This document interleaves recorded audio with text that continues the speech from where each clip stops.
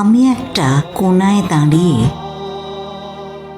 দেখছিলাম দুটি ছেলে গেরুয়া বসন পরে মন্দিরের সিঁড়ি মুছছিল।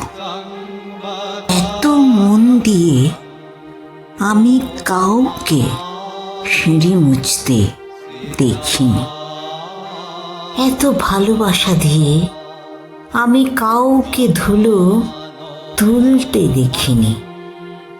সিঁড়ি নয় যেন জননীর ত্বক থেকে ধুলো তুলছিল।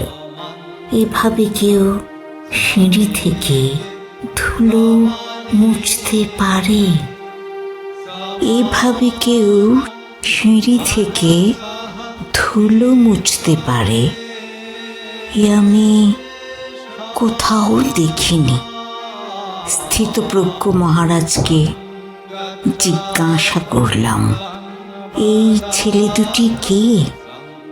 মহারাজ মৃদু হেসে বললেন, একজন নিউক্লিয়ার ফিজিসিস্ট, একজন IBM এর 6 লাখ টাকার চাকরি ছেড়ে এখানে এসেছে। সিঁড়ি ধুতে এসেছে। যে সিঁড়ি দিয়ে মানুষ উপরে ওঠে তা যেন পরিষ্কার হয়, তা যেন পরিষ্কার হয়। মহারাজ চলে গেছেন।